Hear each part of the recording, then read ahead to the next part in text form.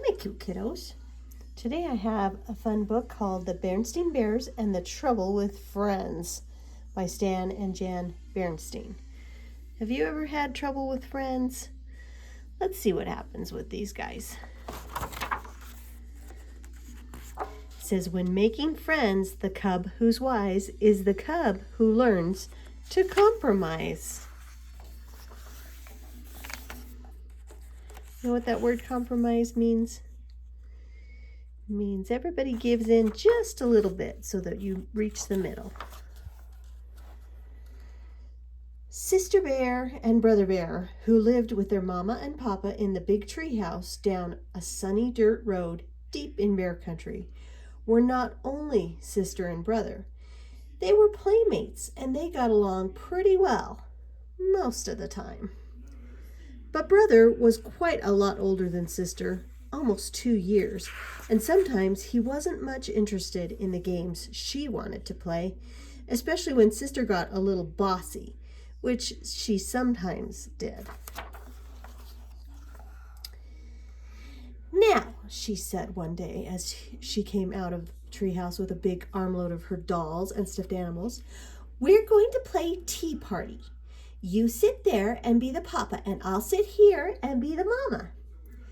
Ah, gee, sis, said Brother. I'm too old to play tea party.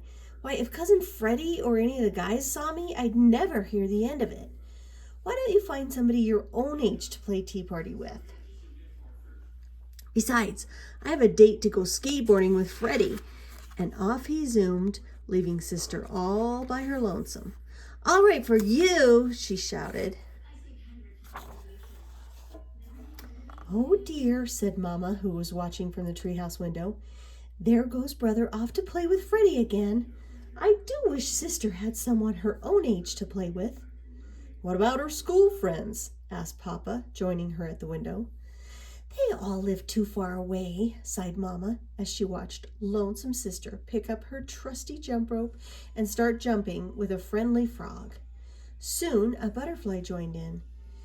She has her forest friends, the frogs and butterflies to play with, said Papa. Frogs and butterflies are all very well, said Mama, but they're not the same as having a cub friend your own age. That's when Mama saw the moving truck out of the corner of her eye. Look, she said, a new family moving into the empty treehouse down the road. It certainly would be nice if they had a cub Sister's age. Sister saw the truck too, and the car following it. Somebody's moving into the empty treehouse, she said.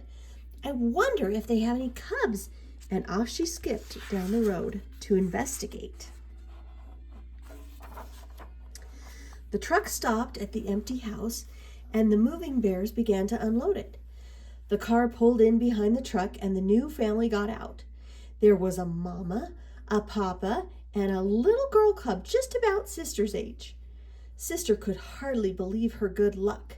Just what she needed, a little girl cub to jump rope, play tea party and house and school, and have all kinds of cub fun with. She could hardly wait to say hello. She skipped over and introduced herself.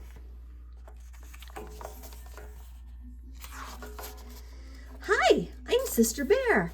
I'm 6 years old and I live just down the road. Hi, said the new cub. I'm Lizzie Bruin and this is my papa and mama, Mr. and Mrs. Bruin. I'm 6 years old too. May I try your jump rope? I can do red hot pepper. And could she ever? Lizzie Bruin was the fastest rope jumper Sister had ever seen. I can jump to 1,000, said Sister. I can do 1,001, said Lizzie, returning the rope. 1,002, snapped Sister. 1,003, said Lizzie. Well, we'll just see about that. Let's have a jump off here and now, said Sister. Let's not and say we did, said Lizzie. Say, isn't that a playground over there? Last one there is a rotten egg. And off she ran with Sis doing her best to catch up.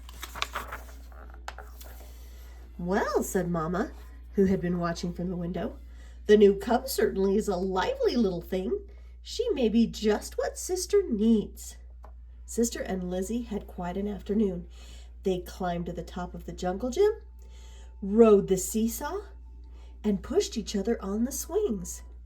They played tag, laughed and giggled, rolled down a grassy bank, and picked wildflowers for their mamas.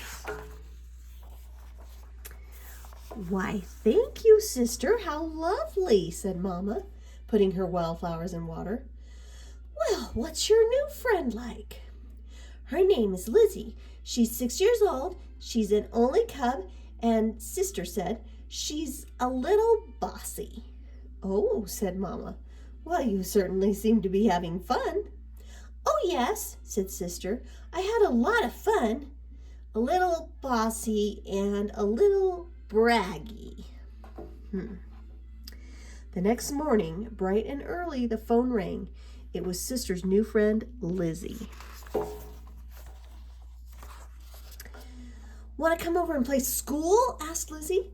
"Okay," said Sister. "Bring some of your old dolls and stuffed animals," added Lizzie, "because mine aren't unpacked yet." So Sister gathered up some of her favorite dolls and stuffed animals and headed for the treehouse down the road. "Come on in here," called Lizzie from the garage. "My mama and papa are still fixing up and putting away, so we're going to play in here. Who did you bring?" "My best doll and stuffed animals," said Sister, "and this is my special teddy that I've slept with every night since I was a baby." Lizzie had set up the garage like a schoolroom. There were boxes for the pupils to sit on, and there was another box for the teacher's desk. There was even a blackboard and chalk for lessons. "This is going to be fun," thought Sister Bear as she began sitting her toys on the boxes.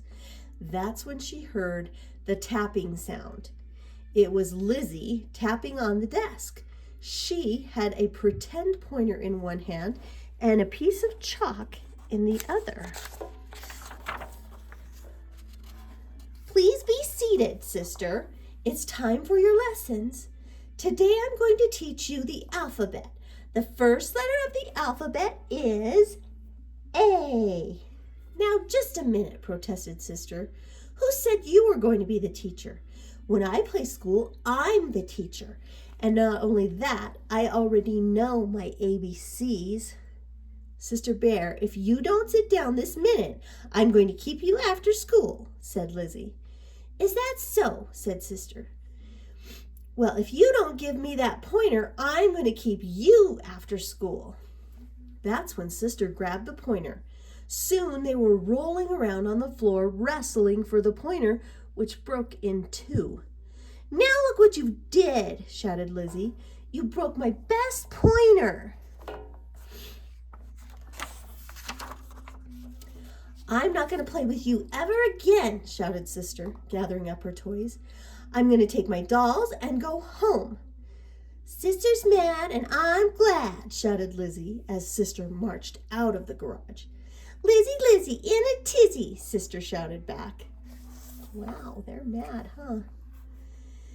"Back so soon?" asked Mama when Sister returned, looking like a storm cloud. "I'm never going to play with that Lizzie Bruin again," shouted Sister. "She's much too braggy and bossy. I don't need her to play school or anything else. It's much better playing by yourself. When you play by yourself, you can do what you want, when you want, without having to worry about that Lizzie Bruin." "That's true," said Mama in a quiet voice. "Of course, there are some things you really can't do very well by yourself." "Like what?" asked Sister. "You'd have a pretty hard time pushing yourself on a swing," said Mama. "And I'd like to see you ride a seesaw by yourself. Most games like hopscotch and jacks take at least two to play. And it certainly is nice to have with someone to laugh and giggle with." "Maybe so," said Sister, "but Lizzie is much too braggy and bossy. Why does she have to be the teacher when we play school?"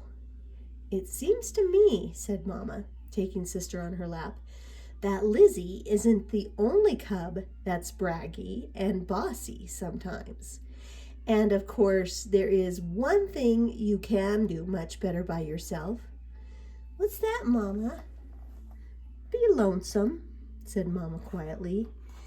And that's when somebody knocked on the door. It was Lizzie, and she was carrying Sister's teddy. When Sister took all her dolls and went home, she forgot her teddy. She said, "And, well, I knew it was her special favorite that she slept with since she was a baby, and I thought she might miss it." "Why, thank you, Lizzie," said Mama. "That was very thoughtful of you." "Thank you very much," said Sister, hugging her teddy. "And you can be teacher if you want to," said Lizzie. "Or," said Sister, "we can take turns being teacher." "Terrific," said Lizzie. "Great," said Sister, gathering up her doll and stuffed animals again. "Last one back to your garage is a rotten egg."